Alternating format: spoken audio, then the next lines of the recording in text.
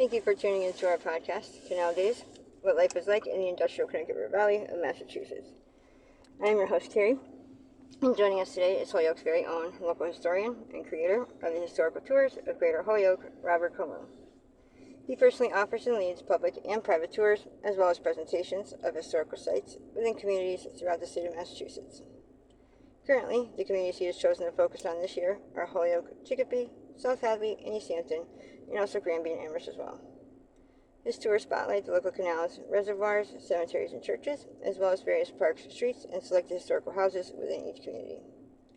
In today's episode, we'll be discussing the Calhoun Park on Jefferson Street and the other streets around it, since it's a rectangular park, are Dwight Street, Calhoun Street, and Chestnut Street.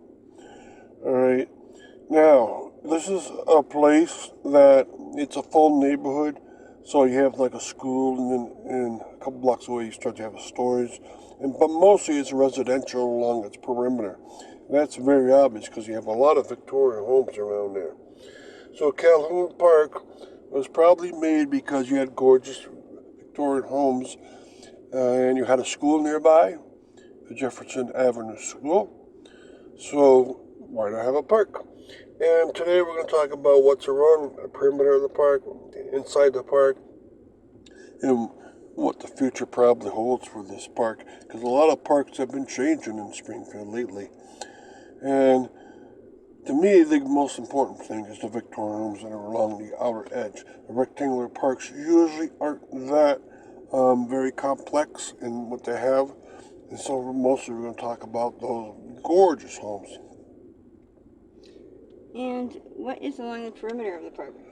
Okay, so you got a lot of nice homes, and so we'll talk about them by the way we address the streets. We talked about Jefferson Street, and then on 95 Jefferson Street was William Cogston House, alright? And that one is quite gorgeous. It's fairly close to the Jefferson Avenue School, which I believe is not a school anymore. Alright, and also very close to them is the Calhoun Apartments. Alright, so you're looking at a lot of gorgeous Victorian homes, and this one itself is probably one of the better ones, and so make sure you catch that. And the other avenues, of course, and in the order I addressed them, was Dwight Street, and yes, here's the Richard Horner house at 1470 Dwight Street. And that one there, also very close to the corner, maybe two houses in, is also a pretty little house. Check out a lot of the Queen Anne towers on these. Alright, now the next street along is, in this rectangular shape, is Calhoun Street. And yes, at 70 Calhoun, and then 96 Calhoun, and at 108 Calhoun, and at 114 Calhoun, and at 120 Calhoun is a series of 5 Victorian homes, almost all Queen Anne style, and they're fairly well taken care of. And this is, of course, the most important street in terms of looking at the homes.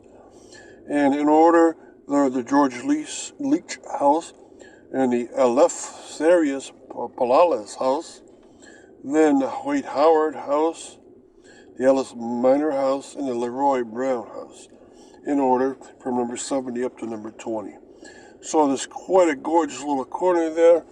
That street itself has the most shade streets of all, and seems to be the narrowest of all, but it has a gorgeous prize, especially there's one painted lady in there, a Queen Anne, with 3 different colors on it. So watch out for that, and look out for, at the end, the number 120, for the gorgeous, I guess you call it a pointed dome on its Queen Anne tower.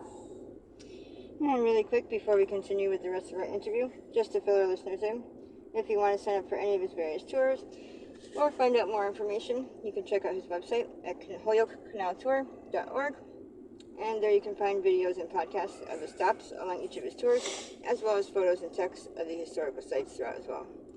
And for private tours and other inquiries, you can email him directly at bobcat4214, capital B, at yahoo.com. And this tour is made for fun, educational, outdoor activities for families and group parties. So getting back to our interview, what features are inside the park?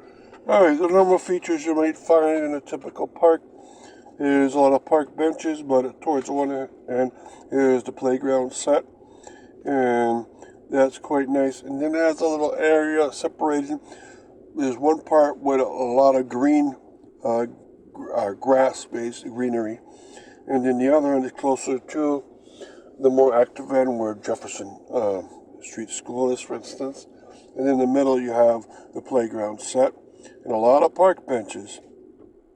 And that happens to be also next to Calhoun Street itself. So inside they try to keep it simple. They try to rim the edge of the perimeter with a lot of shade trees, a lot of maple trees, for instance. And all you can say about the inside is that the outside is much better. And what is the future of the park? I hope it doesn't change much, because the way it was made was to show off the Victorian homes, the gorgeous homes that were along the outside, and also the Jefferson Street School looks very nice the way it is. And so thus keep it simple, and that's what they pretty much do. They don't have too many big trees, but a lot of little ones. And then they keep the recreation facilities very simple. And most of the park is taken up by walkways, and those are very nice. And it seems to be that the neighborhood people like going there. It's almost always some people inside of it. So I hope they don't change as much, and it's not one of the Bill parks, not one of the Legacy Trail parks. It's just a simple block neighborhood park where people can enjoy themselves. And thank you, Robert, for educating us on your tour and historical topics of your expertise. And we want to thank our listeners for tuning in. And you can check out a large selection of our other podcasts on his website,